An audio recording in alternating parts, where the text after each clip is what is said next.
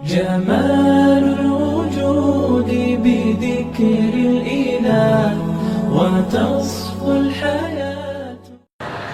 Kita mau bicara keagungan Ramadan yang ditandai 3 hal. Pertama, Ramadan dipilih oleh Allah menjadi bulan tempat di mana pertama kali diturunkan Al-Quranul Karim, kitab suci kita, imam kita, pedoman utama dalam melaksanakan berbagai kegiatan hidup. Pertama, ia berisi akidah yang tujuannya menyelamatkan manusia dari ketergantungan kepada benda, menyelamatkan manusia dari kemusyrikan, baik syirik yang jali maupun syirik yang khafi. Syirik jali itu syirik terang-terangan, nyata-nyata menyembah berhala, nyata-nyata meyakini Tuhan lebih dari satu. Kalau gitu insya Allah kita aman.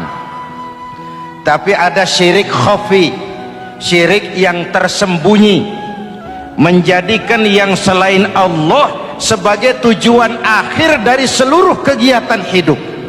Itu syirik khafi. Saya sejak pakai cincin ini rezeki lancar. Cincin. Saya sejak pakai gesper ini, jangan anak gadis, nenek-nenek ngelihat saya lemes. Gesper. Ini sejak ada perkutut di rumah ini, bisnis bagus. Perkutut. Kalau komputer lebih kita kagumi dari Allah, itulah berhala kita.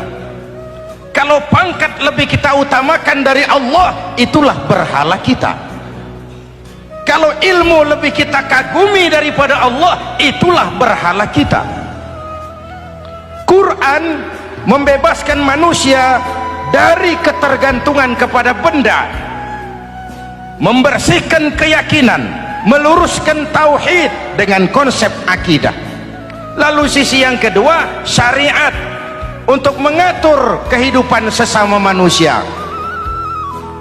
Selama ini kalau mendengar syariat, yang terbayang oleh kita kan yang serem-serem, dan memang diopinikan sedemikian rupa.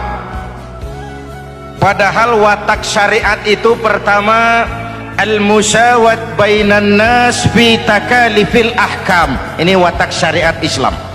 Semua manusia sama dalam berhadapan dengan hukum Allah. Semua manusia sama.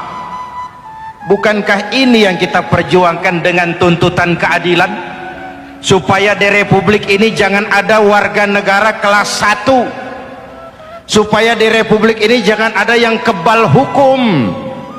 Supaya di republik ini hukum jangan seperti pisau, tajam ke bawah tapi tumpul ke atas.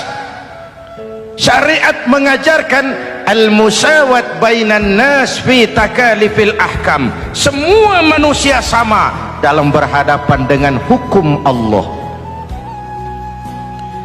Ketika mengajarkan orang beramal, Rasulullah kepada putri kesayangan beliau sendiri berkata, "I'mali ya Fatimah, i'mali fa inni la ughni anki minallahi syai'a." Fatimah, beramal kau. Fatimah, sholat. Fatimah, puasa. Fatimah, haji. Kalau kau tidak beramal, aku ayahmu Rasulullah tidak akan sanggup membelamu di akhirat nanti. Inilah watak syariat. Tidak mentang-mentang anak kesayangan lalu ada jaminan, sudah Fat, kamu nggak sholat nggak apa-apa, nanti di akhirat ada papi. Tidak. Semua manusia sama dalam berhadapan dengan hukum. Andai kata Fatimah putri Muhammad mencuri, tidak usah orang lain, Muhammad sendiri yang akan memotong tangannya. Bukankah keadilan macam ini yang kita harapkan? Cuma sayang, selama ini banyak kita mengenal Islam seperti orang buta kenal gajah. Ada 3 orang buta dilepas ke kebun binatang, disuruh kenal gajah. Saya yakin laporannya lain-lain.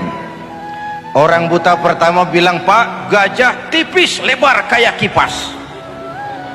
Kenapa? Dia baru pegang telinganya. Orang buta kedua ngotot, goblok itu Pak. Yang betul saya, gajah kecil panjang kayak ular. Kenapa? Yang dia pegang ekornya. Orang buta ketiga lebih marah, dua-duanya tolol Pak.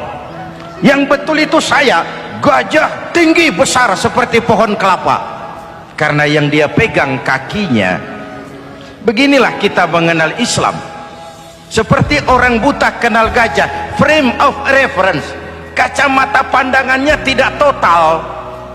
Baru kenal kaki gajah sudah sok tahu gajah, baru kenal telinga gajah sudah sok kenal gajah. Kemana-mana pidato, saudara-saudara, gajah tipis lebar kayak kipas. Buat orang yang belum kenal gajah, dia menyesatkan. Buat orang yang sudah tahu gajah, senyum di kolom. Oh, kau baru kenal kupingnya kok. Begitulah kadang-kadang kita baca Quran, ayatnya yang keras, kesannya Islam itu sangar, Islam itu sadis, Islam itu perang. Di sisi lain ada yang adem, sejuk, lalu lahir generasi feminim. Buat saya yang terpenting semua kita perlu. Rasul mengajarkan, la takun ratban fatuksara wala yabisan fatuksara. Jangan lemah, nanti kau diinjak orang, tapi jangan keras, nanti kau dipatahkan orang.